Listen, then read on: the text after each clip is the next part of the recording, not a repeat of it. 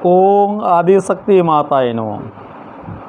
दर्शक भाई बहन बंधु एवं माताओं, आज चर्चा का विषय है कि ये जो आदिशक्ति बोलते हैं तो आदिशक्ति में लोग भ्रमित हो जाते हैं कि दुर्गा को आदिशक्ति माने या काली को, या तो बाकी सरस्वती, ये बाकी जितने भी देवी हैं इनको आदिशक्ति बोले।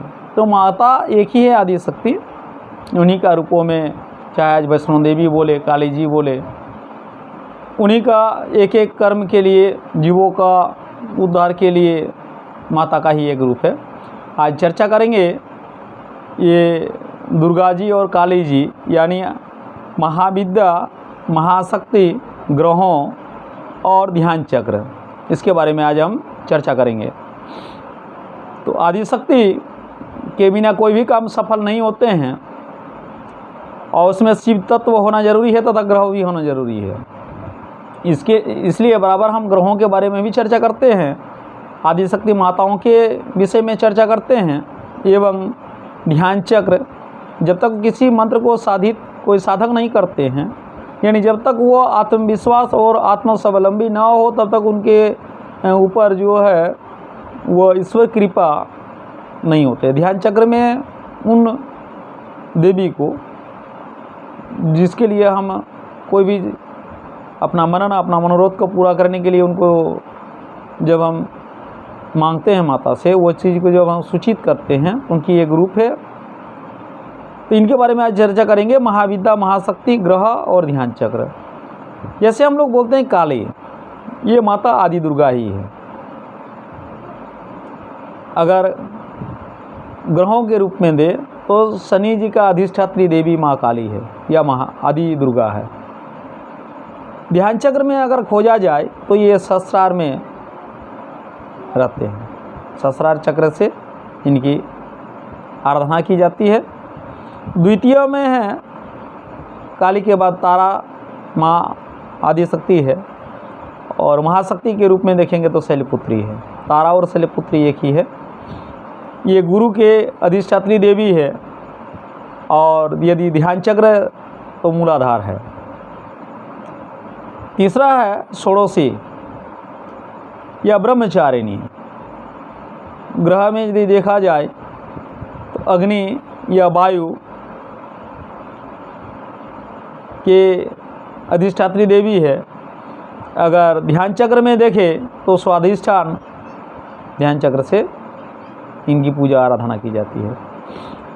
चौथा में है भुवनेश्वरी या चंद्रघंटा। ये ग्रह के रूप में यदि देखा जाए तो शुक्र ग्रह के अधिष्ठात्री देवी भुवनेश्वरी है या चंद्रघंटा है। अगर ध्यान चक्र में देखा जाए तो मणिपुर चक्र से माता का, आदिशक्ति का ध्यान लगाए जाते हैं, ये स्थित रहते हैं। आगे है भैरवी या कुष्मांडा। यदि महाशक्ति में देखेंगे तो भैरवी, महाविद्या में भैरवी और महाशक्ति में कुष्मांडा का ही रूप है।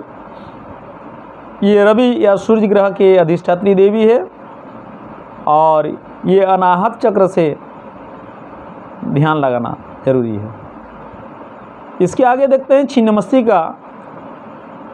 ये महाविद्या है, महाशक्ति में स्कंद माता है। ये राहु और केतु के अधिष्ठात्री देवी है, तथा इसे विशुद्ध चक्र से, ध्यान चक्र लगाने से ये संतुष्ट होते हैं। इसके आगे देखते हैं धूमावती। महाविद्या है, महाशक्ति का नाम कात्यायनी है, और ये चंद्र ग्रह की अधिष्ठात्री देवी है। ध्यान चक्र में, आज्ञा चक्र से ध्यान चक्र में ध्यान लगाना चाहिए। इसके आगे देखेंगे तो बगलामुखी माता कालरात्रि का ही, महाशक्ति कालरात्रि का ही महाविद्या है बगलामुखी, और ये मंगल ग्रह की अधिष्ठात्री देवी है। और यदि ध्यान चक्र से देखा जाए तो भानु क्या ध्यान चक्र से ये प्राप्ति होती है। उसी प्रकार है मातंगी महाविद्या में महाशक्ति है महागौरी, ये बुध की अधिष्ठात्री देवी है। और ध्यान चक्र में देखा जाए तो सोम ध्यान चक्र से ध्यान लगाना चाहिए।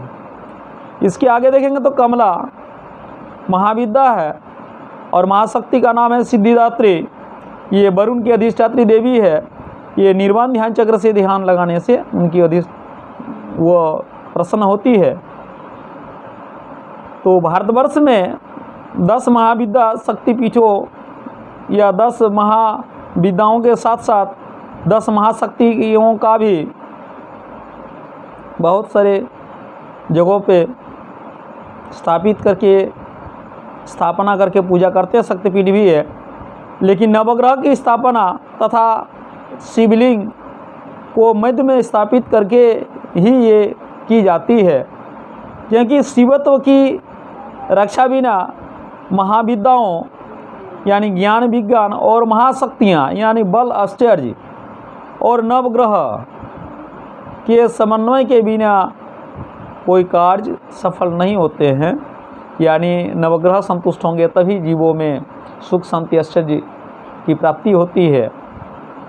और इसी के साथ आगे हम विस्तृत जानकारी देंगे कि 10 महाविद्याओं में किन किन ग्रहों का अरिष्ट रहे तो वह ठीक करते हैं तथा मनुष्यों का किस दुखों में कौन देवी अति जल्दी अति शीघ्र प्रसन्न होते हैं। आज इतना ही करके मैं दर्शक भाई बंधु माताओं से विशेष आग्रह फिर करूँगा कि please subscribe and like my channel. ओम नमः आदिशक्ति माताये नमः।